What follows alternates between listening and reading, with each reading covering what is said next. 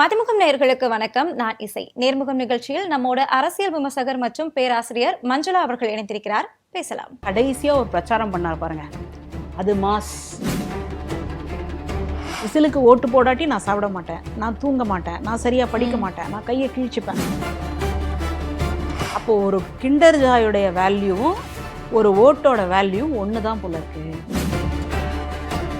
உங்களுக்கு விழுந்த 1 கோடி சொச்சம் ஓட்டு, உங்களுக்கு எதிராக விழுந்த 3 கோடி சொச்சம் ஓட்டு இருக்கே, அதுக்கு யார் பதில் சொல்ல போறாங்க? மாற்றம் வேணும். என்னடா மாற்றம்? திமுக தீய சக்தி. அப்போ தீய சக்திக்குள்ள இருக்கக்கூடிய கூட்டணி கட்சிகள் மட்டும் நல்ல சக்தியா? கூவத்தூர் அரசியலா அப்படின்ற மாதிரி இன்னைக்கு இருக்கு. கடைசியில் இன்னைக்கு சோஃபா அரசியலான்னு மாறி போயிடுச்சு. இந்த பிளவு அப்படின்றது அந்த கட்சியே சிதைச்சிடும். டயா பூஸ்டர் சுகரை கண்ட்ரோல் பண்ணும், உங்க ஆரோக்கியத்தை மீட்டு தரும். சர்க்கரையை கட்டுப்படுத்துறதுக்கான எளிமையான வழிமுறை, இயற்கையான வழிமுறை. அனைத்து மருந்து கடைகளிலும் கிடைக்கும்.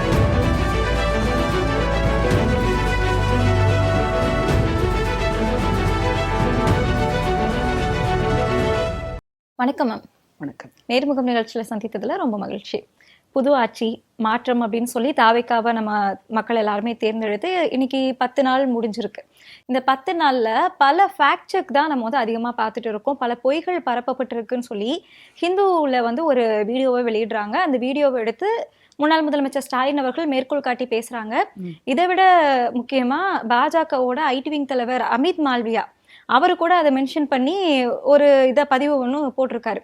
ஸோ அந்த நிலைமையில தான் இப்போதைய அரசு இருக்கா? இதோடைய பார்வை, உங்களுடைய பார்வை என்னவா இருக்கு? இன்றைய அரசுக்கு நம்ம வாழ்த்து சொல்லிட்டு தான் தொடங்கணும்.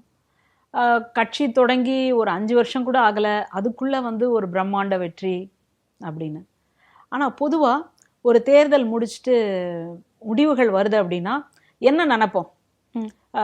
இந்த கட்சி ஜெயிச்சிரும், அதனால் தோத்த கட்சியும் இவங்களும் உறுப்பினர்கள் தொண்டர்கள் சண்டை போட்டுப்பாங்களோ அப்படின்னு நினைப்போம். அடுத்தது நாங்கள் ஜெயிப்போம் அப்படின்ற ஒரு நம்பிக்கையில் இருக்கக்கூடிய தொண்டர்கள் பட்டாசு அது இதெல்லாம் வாங்கி வச்சுக்கிட்டு தயாராக இருப்பாங்க. ஆனால் இந்த முறை தான் குழந்தைகளுக்கு என்ன ஆயிடுமோ, ஏன்னா முடிவுகள் நமக்கு இந்த முடிவுகள் யாரும் பெரும்பாலும் எதிர்பார்க்கவில்லை. அப்போது பிள்ளைகள் ரொம்ப பாதிக்கப்படுவாங்க. ஏன்னா நீ விசிலுக்கு ஓட்டு போடாட்டி நான் சாப்பிட மாட்டேன், நான் தூங்க மாட்டேன், நான் சரியாக படிக்க மாட்டேன், நான் கையை கிழிச்சுப்பேன் அப்படின்னு சொன்னக்கூடிய அந்த குழந்தைகள் முடிவுகள் வேற மாதிரியா வந்தால் என்ன ஆகும் அப்படின்னு பெற்றோர்கள்லேருந்து தாத்தா பாட்டியிலேருந்து சமூகத்தில் இருக்கக்கூடிய பொதுமக்கள்லேருந்து எல்லாருக்கும் ஒரு பதட்டம் வந்தது. அதனால் மற்ற தேர்தலை விட இந்த தேர்தல் அப்படின்றது ரொம்பவே ஒரு கவனம் பெற்ற தேர்தல். சரி, இப்போது இந்த இடத்துல ஃபேக்ட் செக் அப்படின்ற ஒரு இடம் வருது.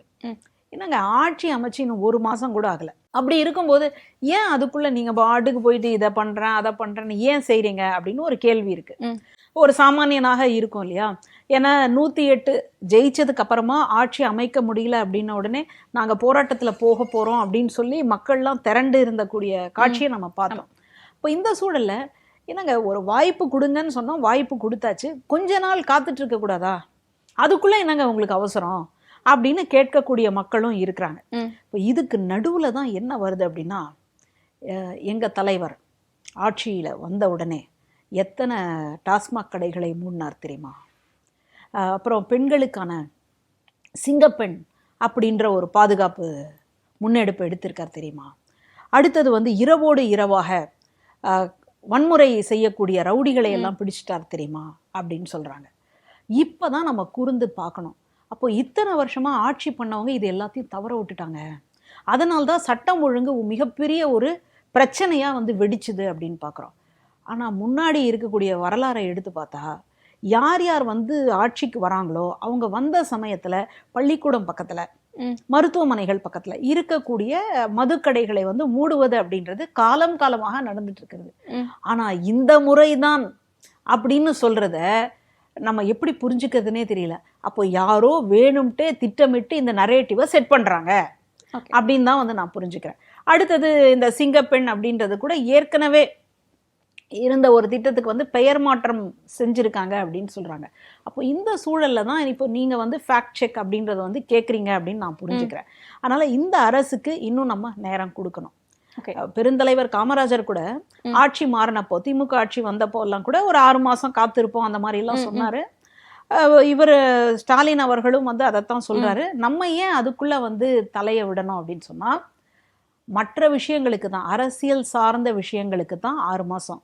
ஆனால் சட்டம் ஒழுங்கு மாதிரியான பிரச்சனைகள் என்னைக்கு வந்து சார்ஜ் எடுக்கிறோமோ அன்னிலேருந்து அதை வந்து கண்காணிக்கணும். இப்போ இந்த சூழலில் நம்ம ஏன் ஃபேக்ட் செக் பண்ணணும் அப்படின்னு சொன்னால், அஃபிடவிட்டில் கொடுத்தது ஒன்று, அதாவது நம்ம வேட்பாளராக இந்த இது கொடுக்குறோம் இல்லையா, பிரமாண பத்திரம், வேட்புமனு தாக்கல், அதில் வந்துட்டு ஒரு கல்வி தகுதியும், இவங்க வந்து இந்த லெட்டர் ஹெட்ல போட்டு எழுதுறாங்க இல்லையா, அதில் வந்து வேறொரு கல்வி தகுதியும், அல்லது தான் எடுத்து செல்லக்கூடிய அந்த வண்டியில் வேற மாதிரியான ஒரு கல்வி தகுதியும் போடுறாங்க.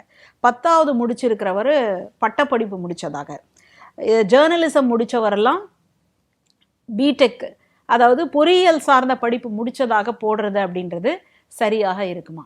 என்னங்க இது ஒரு பெரிய குற்றச்சாட்டாங்க. எப்பயும் படிச்சிருக்காருல்ல, கை நாட்டில் படிச்சிருக்காரு, இந்த படிப்புக்கு பதிலாக வேற ஒரு படிப்பு போட்டிருக்காரு. இதில் என்னங்க சிக்கல் அப்படின்னா, இது முன்மாதிரியாக பார்க்கப்படுமா பார்க்கப்படாதா? அப்போது இந்த தமிழ்நாட்டில் இருக்கக்கூடிய மக்கள் வெறும் பள்ளி படிப்பு முடித்த உடனே நான் வந்து டிகிரி ஹோல்டருங்க அப்படின்னு எங்கேயாவது போய் வேலை கேட்டால் வேலை கொடுக்கணுமா கொடுக்கக்கூடாதா? வேலை கொடுக்கக்கூடாது அப்படின்றது நியாயம். ஆனால் அரசே இப்படி பண்ணியிருக்கேங்க அப்போ கொடுக்கணும் அப்படின்னு சொல்கிறது நடக்குமா நடக்காதா? இந்த இடத்துல இருந்தால் நம்ம இதை பார்க்குறோம். அடுத்ததாக வந்து இன்னொரு நரேட்டிவ் என்னன்னா, நாங்கள்லாம் ரொம்ப எளிய குடும்பம், ஏழை குடும்பத்துலேருந்து வந்திருக்கு. ஏழை குடும்பத்துக்கான அளவுகோல் என்ன அப்படின்னா, 1 கோடியில் கார் வச்சுருந்தா ஏழைங்க, சாப்பாட்டுக்கு பருப்பு இருக்குங்க ஆனால் நெய் மட்டும் இல்லாட்டி ஏழைங்க, அப்புறம் வரிசையாக வந்து அவ்வளோ செருப்புகள் அடுக்கியிருக்கு ஆனால் செருப்பு போடாமல் நடந்தேன்னா நான் ஏழைங்க. இப்படின்னு சொன்னால் நீங்கள் யாரை அவமானப்படுத்துறீங்க? உண்மையிலேயே வசதி இல்லாமல் இருக்கிறாங்க இல்லையா, அவங்கள நீங்கள் காயப்படுத்துகிற மாதிரி இருக்குது. இது எங்கேருந்து பார்க்குறோம் அப்படின்னா, நான் ஏழை தாயின் மகன் அப்படின்னு ஒரு குரல் வந்தது பாருங்க, இன்னி வரைக்கும் ஒலிக்குதா காதுல? கேட்குது. அதோட தொடர்ச்சியாக இருக்குமோ அப்படின்னு நமக்கு ஒரு சந்தேகமாக இருக்குது. அதுதான் நமக்கு இன்னைக்கு பிரச்சனை. ஓகே, மோடி அவர்கள் நீங்கள் மென்ஷன் பண்ணுறீங்க அப்படிங்கிறது தெரியுது. பாஜகவுடைய இன்னொரு முகம்தான் தாவேகா அப்படிங்கிற ஒரு விஷயத்தை வந்து நம்ம தேர்தலுக்கு முன்னாடி வரைக்கும் பார்த்தோம். ஆனால் இப்போ தேர்தலுக்கு அப்புறமா அதே பாஜக உள்ளே வந்துடக்கூடாது அப்படிங்கிற காரணத்துக்காக இப்போ தாவேகாவை எல்லாரும் ஆதரிக்கிறதையும் பார்க்குறோம். இதை எப்படி புரிஞ்சுக்கிறது? தாவேகாவை ஆதரித்தவர்கள் வந்து பாசிசத்துக்கு எதிரான, மதச்சார்புக்கு எதிரான ஒரு மனநிலையை கொண்டவர்கள். அவங்க தான் என்ன பண்ணுறாங்கன்னா, போய் ஆதரவு கொடுக்கணும் அப்படின்னு. இப்போ இதுக்கு நடுவில் காங்கிரஸினுடைய நிலைப்பாட்டும் நம்ம பேசி ஆகணும். 108 எம்எல்ஏக்கள் வந்ததுக்கு அப்புறமா பெரும்பான்மையினுக்கான ஒரு எண்ணிக்கை இல்லை, அந்த மேஜிக்கல் நம்பர் அது இல்லை அப்படின்னால அவங்க தத்தளிச்சாங்களா தவிச்சாங்களா என்னன்னு தெரியல. வேகமாக நம்ம திருக்குறளில் ஒன்று இருக்குது, உடுக்கை இழந்தவன் கை போல் ஆங்கே இடுக்கண் களைவதாம் நட்பு அப்படின்னு. ஒருத்தனோட ஆடை வந்து அவிழுது அப்படின்னு சொன்னால் எப்படி கை வந்து பிடிச்சிக்குமோ அந்த மாதிரி ஒரு இக்கட்டான சூழ்நிலை போய் பாதுகாப்போம் தான் நண்பன். அந்த மாதிரி இவங்க ஒன்றுமே கேட்கல, அதுக்கு முன்னாடி நாங்கள் இருக்கோங்க அப்படின்னு சொல்லி காங்கிரஸ் கட்சியினர் வந்து களத்தில் குதிக்கிறாங்க. சரி, அவங்கக்கிட்ட இவங்க அப்படி ஒரு விருப்பத்தை வச்சாங்களா, வேண்டுகோள் இருந்ததா? ஆனால் இவங்க தான் ஊருக்கு முன்னாடி போய் கொடுத்துருக்காங்க. இப்போ இந்த சூழலில் பொதுவாக பிரச்சாரத்தில் தாவேகாவினுடைய தலைவர், இன்றைய முதல்வர் எடுத்த பிரச்சாரம் என்ன? திமுக தீய சக்தி. அப்போ தீய சக்திக்குள்ள இருக்கக்கூடிய கூட்டணி கட்சிகள் மட்டும் நல்ல சக்தியா? புரியல. அப்படி இருக்கிற பட்சத்துல இவங்க வந்து ஆதரவு கொடுத்திருந்தாங்கன்னா கூட நீங்க எப்படி ஏத்துக்கிட்டீங்க? அவங்களதான் கல்லாப்பெட்டி கூட்டணி அப்படின்னு மென்ஷன் பண்ணியிருந்தார் இல்லையா? அப்போ அந்த கல்லாப்பெட்டி கூட்டணி அதுவாவே விழுந்தடிச்சுட்டு வந்து ஆதரவு கொடுக்குது. இன்னும் 2 கட்சிகளை நீங்களா போய் வேண்டி விரும்பி கொடுங்க அப்படின்னு சொல்லி நீங்க வாட்ஸ்அப்ல கேட்டீங்க அப்படின்னு ஒரு விமர்சனம் இருக்கு. அப்புறம் மற்ற நபர்களை அனுப்புனீங்க அப்படின்னு ஒரு விமர்சனம் இருக்கு. இந்த சூழல்ல அந்த கல்லாப்பெட்டி கட்சிகளையும் தீய சக்தியோட கூட்டணி வச்சிருக்கக்கூடிய கட்சிகளும் உங்களுக்கு வந்து ஆதரவு கொடுக்குறாங்க அப்படின்னா நீங்க ஏத்திருக்கணுமா ஏத்திருக்க கூடாதா? இந்த கேள்வி ஓடிக்கிட்டே இருக்கு. இதை நம்ம பேசணும்னு வச்சுக்கோங்களேன், இப்போ நமக்கு இந்த வீடியோக்கு கீழே கமெண்ட்ஸாக வரும். அந்த கமெண்ட்ஸை நீங்களும் படிக்க முடியாது, நானும் படிக்க முடியாது. சரி, இது ஒரு பக்கம். சிங்கப்பெண் அதிரடி படி பார்த்துக்கோ அந்த கமெண்ட்ஸை.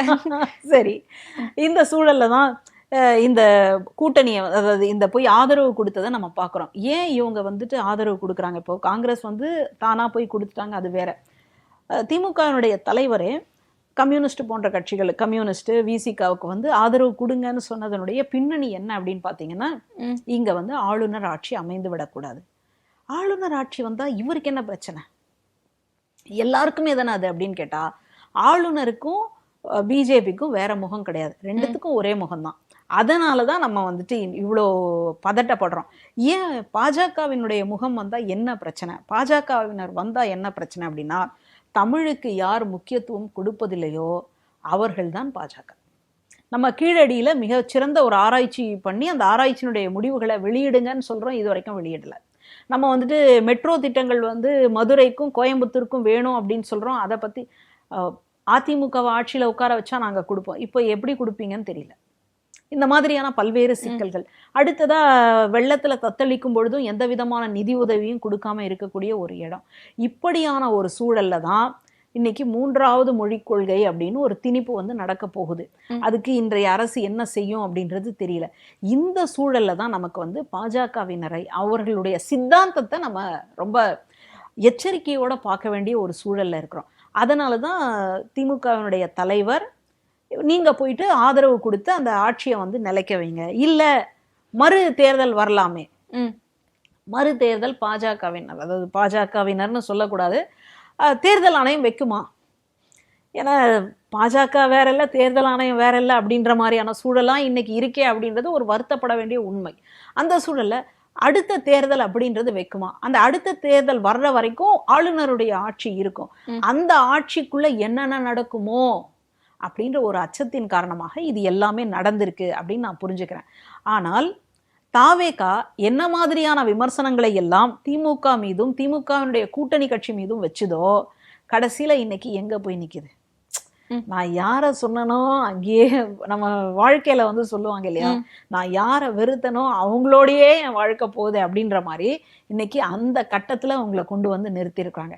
இப்போ கூட உங்களுக்கு ஆதரவு கொடுக்கக்கூடிய கட்சி விசிகாவும் கம்யூனிஸ்டும் நாங்க வெளியில இருந்தே கூட கொடுக்குறோம் அப்படின்னு சொல்லி, ஆனா எந்த, அதாவது கட்டுப்பாடு, கண்டிஷன்லாம் போடாம நாங்க வந்து ஆதரவு கொடுக்குறோம். ஏன் அப்படின்னு சொன்னா, ஜனநாயகம் காப்பாற்றப்பட வேண்டும். இத்தனை மக்கள் வந்துட்டு ஓட்டு போட்டிருக்காங்க இல்லையா, அவர்களுடைய அந்த நியாயமான கோரிக்கை நிறைவேற்றப்பட வேண்டும் அப்படின்றதுக்காக ஜனநாயக முறையில இவங்க வந்து ஆதரவு கொடுத்துருக்காங்க அப்படின்னு தான் நான் பார்க்குறேன். ஆனா தாவேகாவுக்குத்தான் இது மிகப்பெரிய நெருக்கடி. ஆனா இந்த நெருக்கடியை கூட எப்படி அந்த சவாலை எப்படி எதிர்கொள்றாங்க அப்படின்னா, ஏன் இவங்கெல்லாம் வந்து கொடுக்க கூடாதா, எங்க தலைவர் வந்துட்டு முதல்வர் ஆகிறதுக்கு இவங்கெல்லாம் தடுக்கிறாங்க, இதுல வந்து திமுகவினுடைய சதி இருக்கும் அப்படின்ற ஒரு நெரேட்டிவை தான் செட் பண்றாங்க. அப்போ மறுபடியும் களத்துல அரசியல் இல்லை, அடுத்தது வந்து சட்டமன்றத்திலேயாவது அரசியல் இருக்கா அப்படின்னு ஒரு கேள்வி வருது. அடுத்தது வந்துட்டு கல்வி சார்ந்து மற்ற துறைகள் சார்ந்து அரசு முன்னெடுக்குமா அப்படின்றத விட எல்லாமே ரீல்ஸ்ல தான் இருக்கு அப்படின்ற ஒரு இடத்துக்கு இன்னைக்கு தள்ளப்பட்டிருக்கோம். நீங்க சொன்னதுல 3 விஷயம் இருக்கு. முதல்ல வந்து விசிகா வெளியே இருந்து ஆதரவு கொடுப்போம் அப்படின்னு நீங்க சொல்றதா சொல்லியிருக்கீங்க. ஆனா திருமாவர்களுடைய பேச்சு வந்து குளறுபடியா இருக்கே. ஒரு நேரத்துல அமைச்சரவையில பங்கு பெறுவோமா அப்படிங்கிறத ஆலோசிச்சு முடிவு பண்ணுவோம் அப்படின்னு சொல்றாங்க. இன்னொரு நேரத்துல இடதுசாரிகளோட முடிவு தான் எங்களுடைய முடிவு அப்படின்னு சொல்றாங்க. இன்னொரு நேரத்துல ஆமா அதிமுக கூட்டணி பேச்சுவார்த்தை நடத்தினாங்க, என்ன முதல்வராக்க முயற்சி செஞ்சாங்கன்னாங்க. அடுத்து வந்து இது வந்து கிசுதான் அப்படின்னாங்க.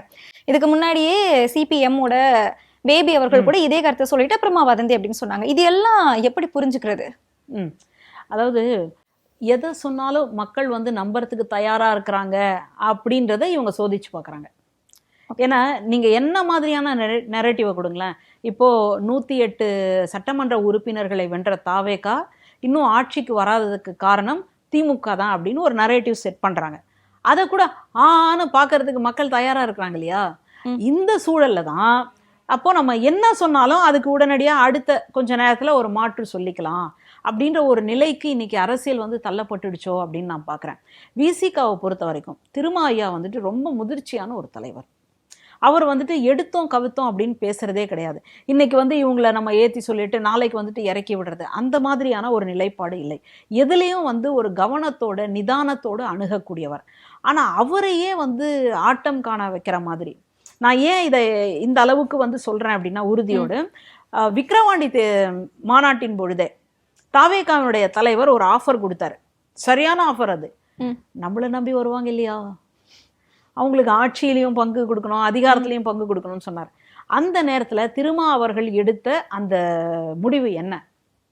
அவர் சொல்லிட்டாரு, ஒரு கூட்டணியை பற்றி நீங்கள் பேசுகிறீங்கன்னா இப்படியா பேசுவீங்க, உங்களுக்கு அந்த அரசியல் அறிவாவது இருக்கா அப்படின்ற ரீதியில் அவர் ஒரு அறிக்கையை விட்டார்.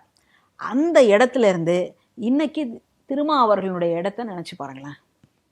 ஒரு அப்படி மேலே ஏறிக்கி இந்த கிராஃப் போடுவோம் இல்லையா, அந்த மாதிரி ஏதோ ஒரு குளறுபடி வந்து நடந்துகிட்டே இருக்கு. அப்போ கட்சியில இருக்கக்கூடிய தொண்டர்களையும் அவர் வந்து சமாதானப்படுத்தணும், அடுத்தது வந்து அரசியல்லையும் வந்து அவர் முன்னெடுக்கணும். இத்தனை வருஷமா நான் கட்சி நடத்தியிருக்கேன், இத்தனை வருஷமா மக்களை ஒன்று திரட்டியிருக்கேன், ஆனா எனக்கான அங்கீகாரம் என்ன? இந்த சமுதாயத்துல ஒடுக்கப்பட்ட மக்கள், ஒடுக்கப்பட்ட மனிதனுக்கான இடம் எங்க?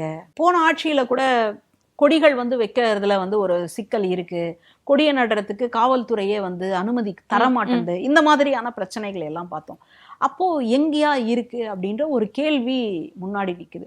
இதுக்கு நடுவுல தொண்டர்களினுடைய மனநிலையும் இப்போ தேர்தல் முடிச்சு ரிசல்ட் வந்ததுக்கு அப்புறமாவே கூட ஐயா வந்து என்ன சொல்றாரு அப்படின்னா, யார் யார் வந்து தேர்தல் களங்கள்ல வேலை பார்க்கலையோ, தன்னுடைய தொண்டர்களே யார் யார் வந்து வேலை பார்க்கலையோ அவங்களுக்கெல்லாம் நம்ம கவனிப்பு இருக்கு அப்படின்ற மாதிரி சொல்றாருன்னா, அப்போ கட்சிக்குள்ள எவ்வளோ பெரிய உள்ளடி வேலைகள் நடந்துகிட்டு இருக்கு அப்படின்னு நான் புரிஞ்சுக்கிறேன். இந்த உள்ளடி வேலைகளை வச்சு தான் திருமா அவர்களுடைய பேச்சை வந்து நம்ம பார்க்கணும். அதனால ஒரு பாசிச ஆட்சி வந்துடக்கூடாது அப்படின்ற மிகச்சிறந்த கவனத்துல அவர் இதை கொடுத்திருக்காரு. தன்னை போலவே தோழமை கட்சியாக இருக்கக்கூடிய பொது உடைமை கம்யூனிஸ்ட் கட்சிகளோட அவருக்கு நெருங்கிய, அவர்கள் எடுக்கக்கூடிய அந்த முடிவு அப்படின்றது ஒரு சாதகமான முடிவா இருக்கே அப்படின்னு சொல்லி அந்த இடத்துக்கு வராரு. ஏன்னா கடைசி வரைக்கும் கூட அவர் வந்து ஆதரவு கொடுக்கறது அப்படின்றது இழுபறியில தான் இருந்தது. காலையில சொல்றேன், சாயங்காலம் சொல்றேன், நல்ல நேரம் பார்த்து சொல்றேன்ற மாதிரியே போச்சு. அப்புறமா அவங்க வந்து அந்த ஆதரவு கொடுக்குறாங்க. அதுலேயும் திமுக தலைவர்கிட்ட கலந்து ஆலோசனை முடிச்சதுக்கு அப்புறமா தான் கொடுக்குறேன் அப்படின்னு சொல்லும்போது அவருக்கு வெளியிலேருந்து ஆதரவு கொடுக்கறதுல எந்த விதமான ஆட்சேபனையும் இல்லை.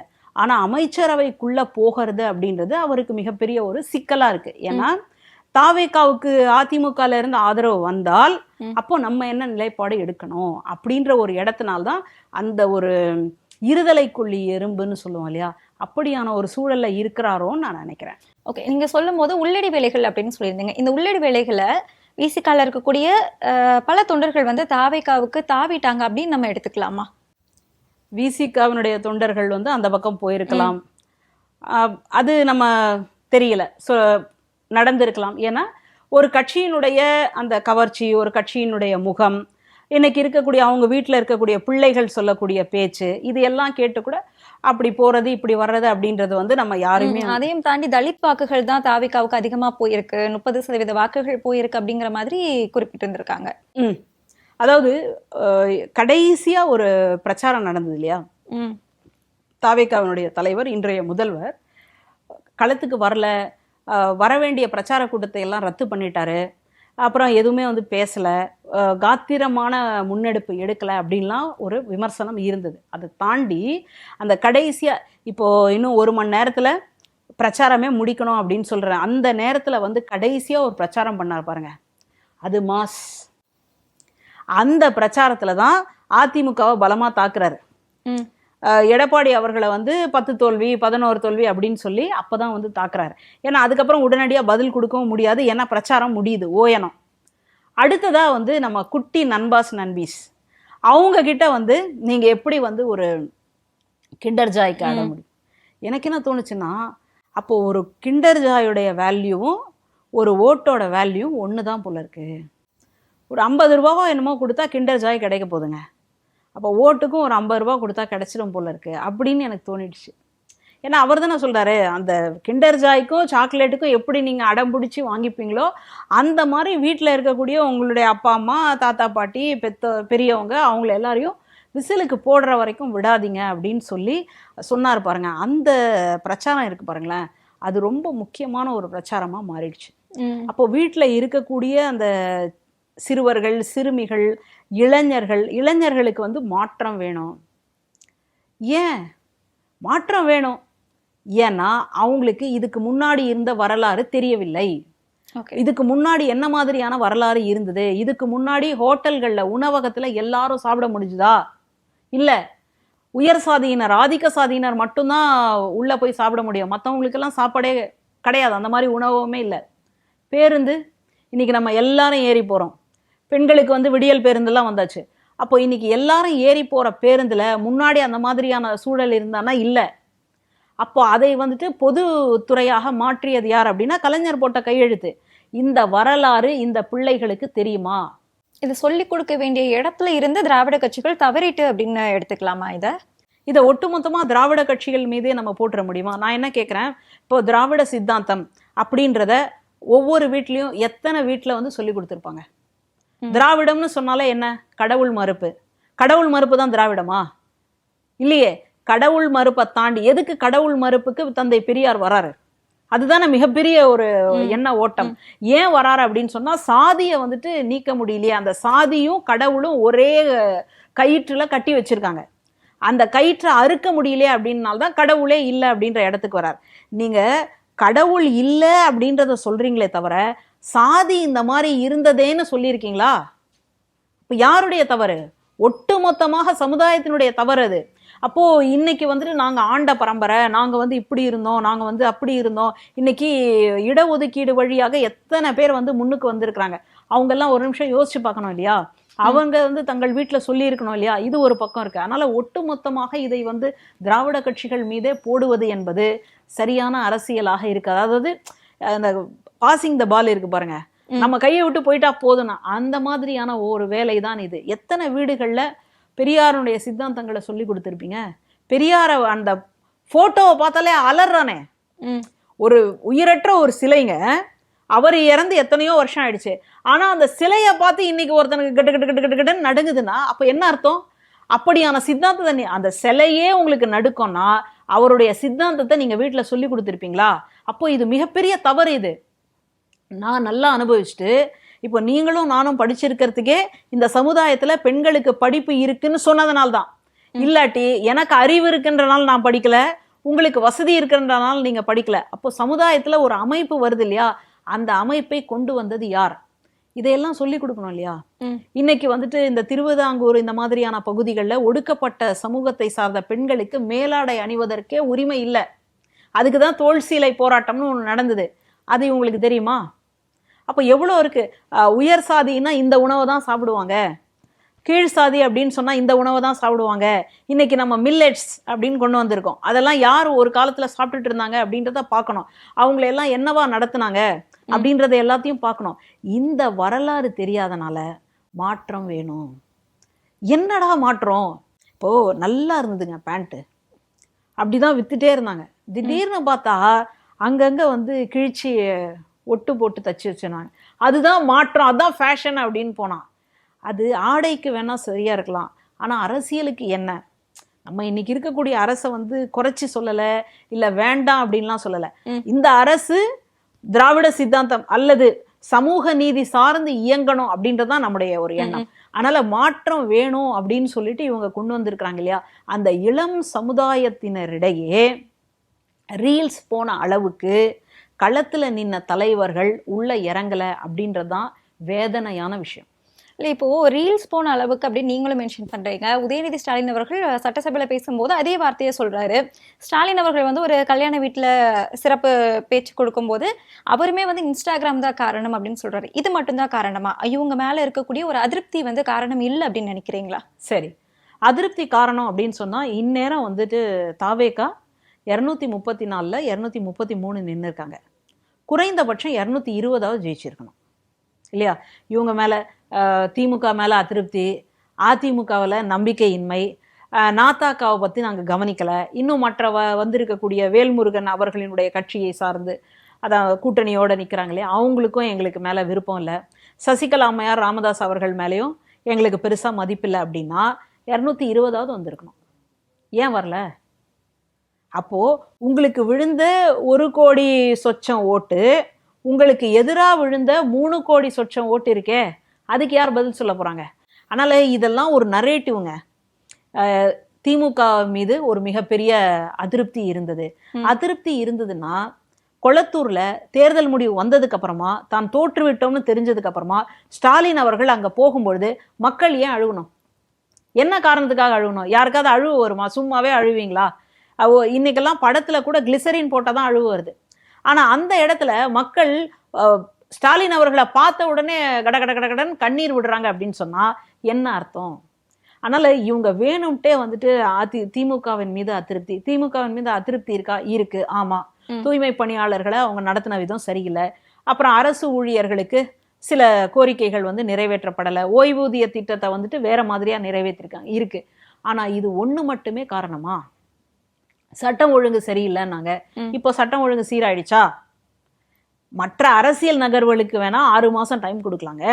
ஆனா இந்த மாதிரி இல்ல, நான் ஒரு 6 மாசம் கழிச்சு மூச்சு விடுங்கன்னா நீங்க விடுவீங்களா? போயிட்டு இருப்பீங்க. அப்போ சட்டம் ஒழுங்கு மாதிரியான பிரச்சனைகள் வந்துட்டு மூச்சு விடுற மாதிரியான பிரச்சனைகள். அப்போ நீங்க எப்போ சார்ஜ் எடுத்தீங்களோ அன்னில இருந்தே அது வந்து தொடங்கிடுது. இப்போ இந்த சூழல்ல எதையெல்லாம் வந்துட்டு பெருசா பூதாகாரமா சொல்லி வச்சிருந்தாங்களோ அதெல்லாமே இன்னைக்கு பார்த்துட்டு இருக்கிறோமே. இந்த ஃபேக்ட் செக்லயே மதுக்கடைகள் மூடப்பட்டதுன்னு சொன்னாங்க. ஆனா ஒரு அம்மா, அதுலயும் வயசான பெண்மணி வேற, வயசானவங்க எல்லாம் பொய் சொல்லுவாங்களான்னு நமக்கு தெரியாது. வெள்ளையா இருக்கிறவங்க பொய் சொல்ல மாட்டான் அப்படின்ற மாதிரி. அந்த அம்மா பொறுப்பா இருந்தாங்க. அந்த அம்மா இன்ஸ்டால வந்து போடுறாங்க ரீல்ஸ். அந்த அம்மா பார்க்கும்போது, இந்த பார்த்தீங்களா 40 வருஷமா டாஸ்மாகே இல்லையா, ஆனா 40 வருஷமா இந்த கடை இருந்ததுன்னு சொல்லி அந்த அம்மா போட்டதை எத்தனை பேர் பார்த்துருக்காங்கன்னு பாருங்க. 12 மணிக்கு தான் கடை திறக்குதுன்னா 11 மணிக்கு 10 மணிக்கு போய் பார்த்தீங்கன்னா கடை மூடி தான் இருக்கும். அந்த நேரத்தில் வந்து அதை ரீல்ஸ் எடுத்து அதை போட்டு அதை வந்து பரப்பிக்கிட்டே இருக்கிறாங்க. அப்போது இந்த கட்சிக்காக, இந்த நபருக்காக தொடர்ச்சியாக ஒரு பிரச்சாரம், அது வந்துட்டு உண்மை இல்லாத ஒரு பிரச்சாரம் போய்கிட்டே இருக்கு. அவ்வளோ ஏன் முதலமைச்சர் டிஃபன் கேரியர் கொண்டு வந்து இதுலேயே சட்டமன்றத்திலேயே உட்காந்து சாப்பிட்டார். இது எப்படி இருக்குது தெரியுமா? அம்மா இட்லி சாப்பிட்டாங்க, அம்மா வாக்கிங் பண்ணாங்க, அம்மா எங்களோட பேசினாங்க, அம்மா குளிச்சாங்கன்னாங்க பாருங்க.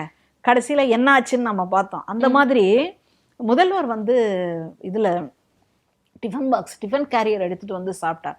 சாப்பிடுங்க, நல்ல விஷயம்தான். ஆனால் கடைசியில் அது ஏஐன்ட்டாங்க, செயற்கை நுண்ணறிவில் செய்யப்பட்ட ஒரு வீடியோ. இது செஞ்சா ஒரு முதல்வருக்கு அழகா? முதல்வர் மேலே நம்ம எல்லாரும் நம்பிக்கை வச்சு அவரை கொண்டு வந்து அங்கே உட்காத்தி வச்சுருக்கோம். அந்த நம்பிக்கையை அவர் காப்பாற்றி கொள்ள வேண்டும் இல்லையா? அதுதான் நம்முடைய பிரார்த்தனையாக இருக்குது. இல்லை, இப்போது இந்த விஷயம் வந்து பரப்பப்பட்டது எல்லாமே தொண்டர்களால், விர்ச்சுவல் வாரியர்ஸால். இதுக்கு நம்ம தாவேக அரசையோ இல்லைனா முதலமைச்சர் விஜய் அவர்களையோ வந்து நேரடியாக குற்றம் சாட்ட முடியுமா? சரி, இப்போது சமூக வலைதளங்களில் எதிரான ஒரு கருத்துக்களை பதிவு பண்ணால் உடனே ரிப்போர்ட் விடும் அப்படின்னு வந்துதா, ஒரு செய்தி வந்துதா? ஆமாம். அது அதிகாரப்பூர்வமானதா அதிகாரமற்றதான்னு தெரியல, எனக்கு தெரியல. இப்போ அந்த மாதிரி ஒரு செய்தி வரும்பொழுது இதுக்கு ஏன் ஒரு செய்தி வரல? இந்த வரக்கூடிய இந்த விர்ச்சுவல் வாரியர்ஸ் பண்ணக்கூடியதுக்கும் எனக்கும் எந்த விதமான சம்மந்தமும் இல்லை. அந்த மாதிரி வரக்கூடிய செய்திகள் வந்து தடை செய்யணும், இல்லாட்டி நானே ரிப்போர்ட் அடிப்பேன், ஏதாவது ஒரு தகவல் வந்துதா? இதுக்கு முன்னாடி அவருடைய தந்தையார் ஒரு கட்சியை தொடங்கி எடுத்துட்டு வரும்பொழுது தன்னுடைய மகனுக்காக, இந்த கட்சிக்கும் எனக்கும் சம்மந்தம் இல்லைன்னு ஒரு அறிக்கை கொடுத்தார் விஜய் அவர்கள். இன்னைக்கு இந்த விர்ச்சுவல் வாரியர்ஸ் இந்த மாதிரி பண்றாங்க அப்படின்னு சொன்னா அதற்கு எதிரான மனநிலையில இவர் ஏதாவது ஒன்று பண்ணியிருக்காரா? அப்போ இதை எப்படி புரிஞ்சுக்கிறது? நீ பாட்டுக்கு பண்ணு, நான் பாட்டுக்கு எனக்கு தெரியாதுன்ற மாதிரியே இருக்கிறேன். இதெல்லாம் எப்படிங்க? இதை ஒரு அரசியலாக ஏற்றுக்கொள்ள முடியுமா?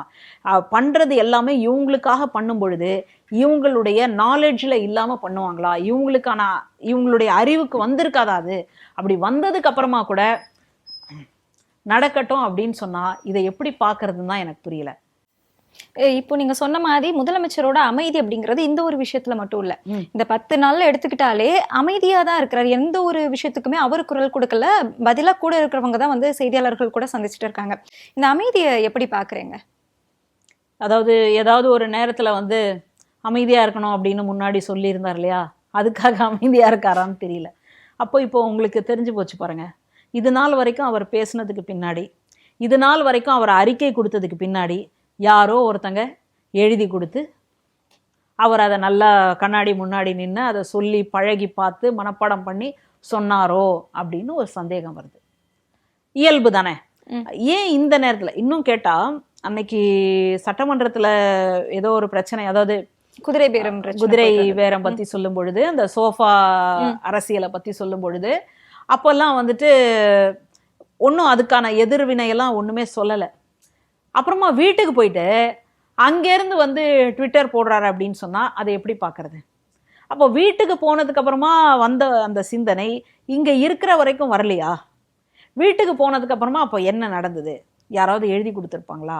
இல்லை அங்கே போனதுக்கு அப்புறமா தான் சிந்திச்சு அவர் வந்து செயல்பட்டாரா? அப்படின்னா அப்போ அந்த சிந்தனை ஏன் இந்த போன நாட்கள் எல்லாம் ஏன் நடக்கலை அப்படின்னு சாமானியனாக ஒரு கேள்வி வருது. அதனால இவர் ஒரு கட்சியை தொடங்கிட்டார். நல்லதோ கெட்டதோ, தெரிஞ்சோ தெரியாமலோ, தள்ளி விட்டோ தள்ளி விடாமலையோ கட்சியை தொடங்கிட்டார். அதற்கான செயல்பாடுகளை முன்னெடுத்துட்டார். தெரிஞ்சோ தெரியாமலையோ இவரை நோக்கி அவ்வளோ பெருங்கூட்டம் வந்து வந்தாச்சு. இன்னைக்கு முதல்வர் ஆயாச்சு.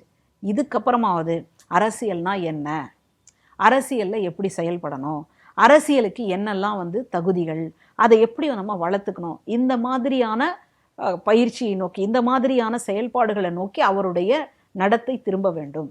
அப்படி திரும்பிச்சு அப்படின்னா, ஏன்னா மக்கள் இவ்வளோ பேர், இவ்வளோ இளைஞர்கள் வந்து எதிர்பார்க்கக்கூடிய ஒரு சக்தியா இருக்காரு.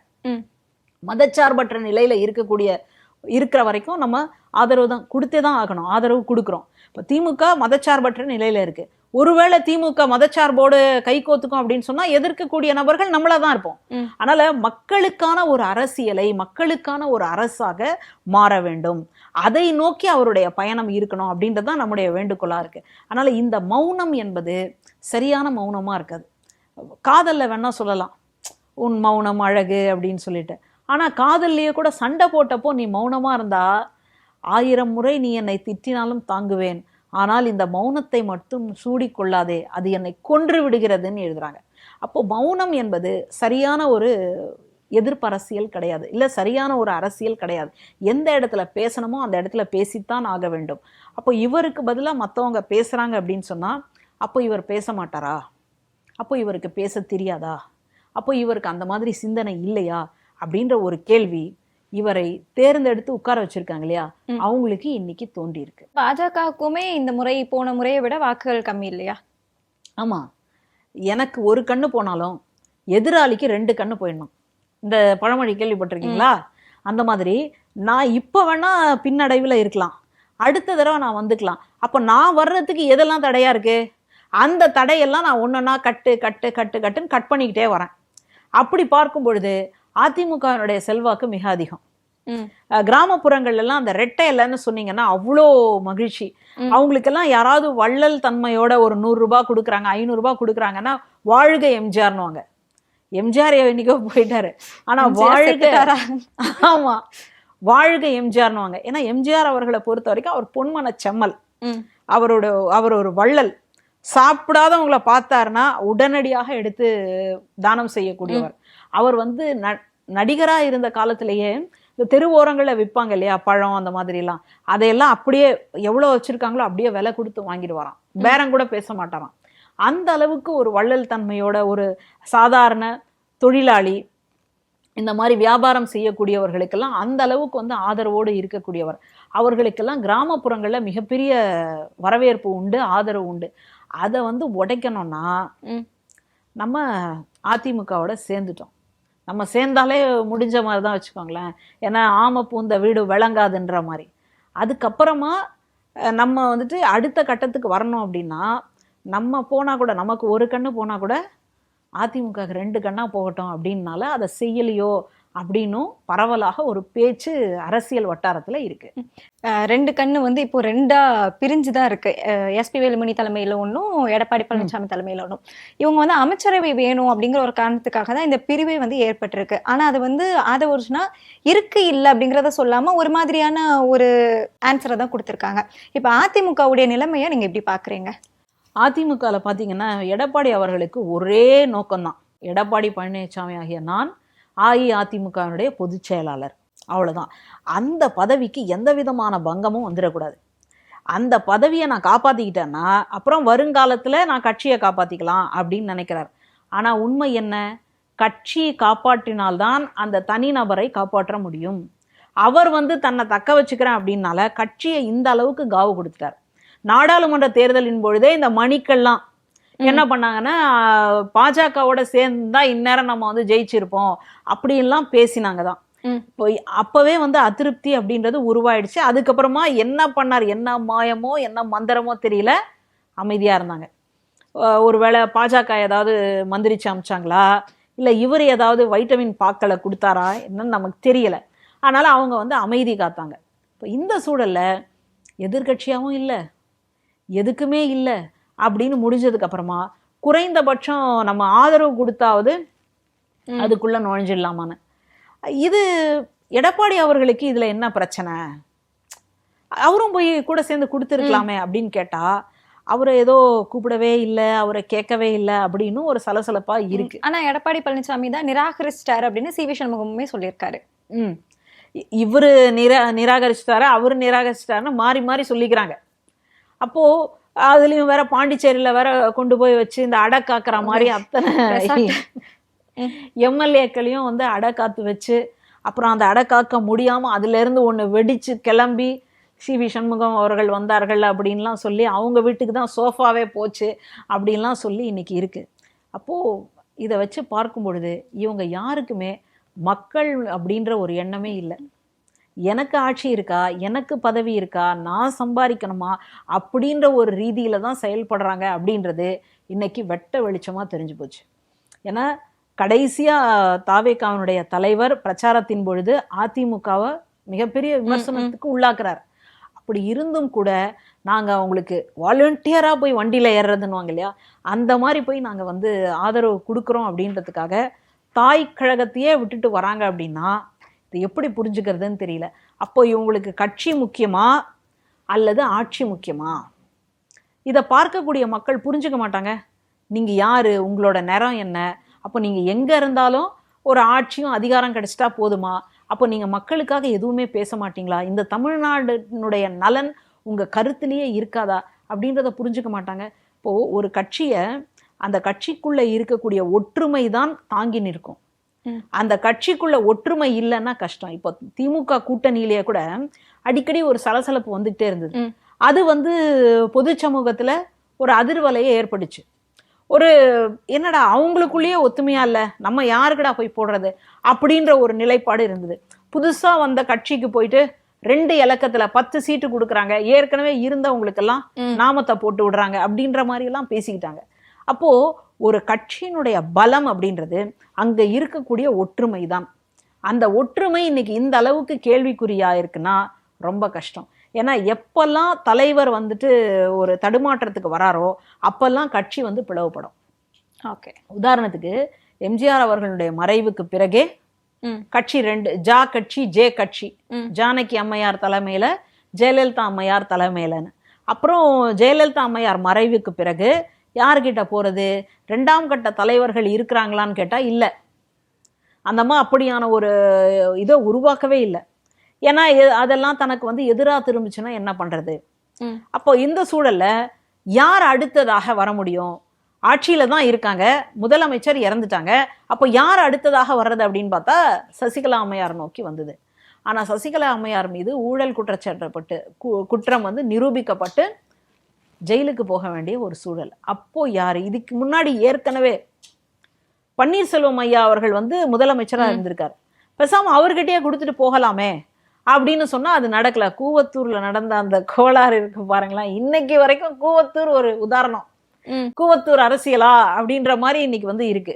கடைசியில இன்னைக்கு சோஃபா அரசியலான்னு மாறி போயிடுச்சு, அது வேற. அப்போ இந்த கூவத்தூர்ல என்ன நடந்தது?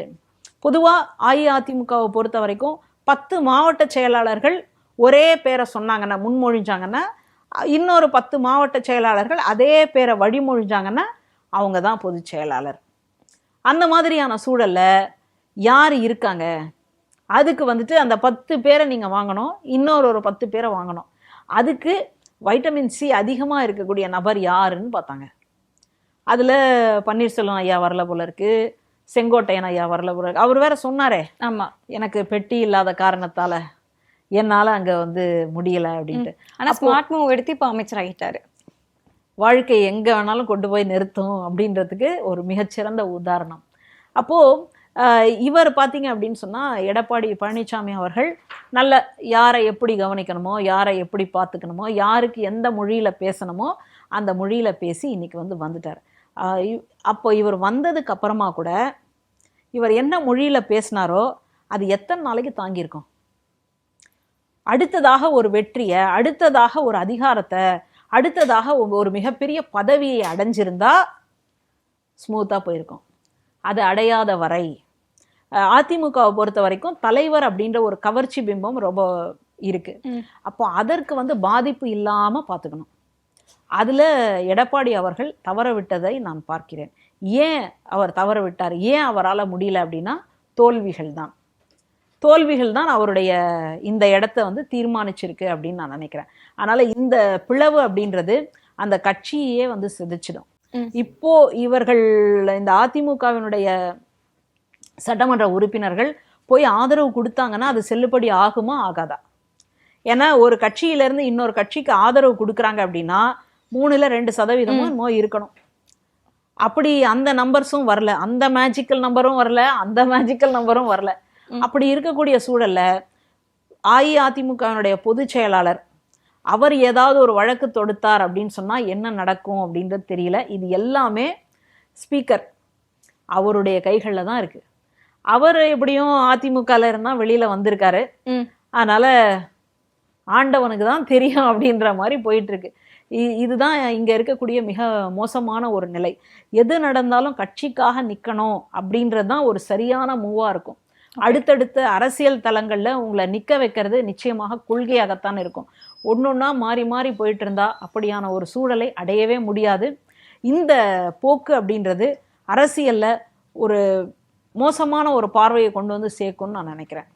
கண்டிப்பா இதுக்கு மேல அதிமுக என்னவாக போகுது, 2 இருக்கிறது 1 மாறுமா அப்படிங்கிறத நம்ம தொடர்ந்து தெரிஞ்சுக்குவோம். நிறைய தகவல்களை பகிர்ந்திருந்தீங்க, ரொம்ப நன்றி.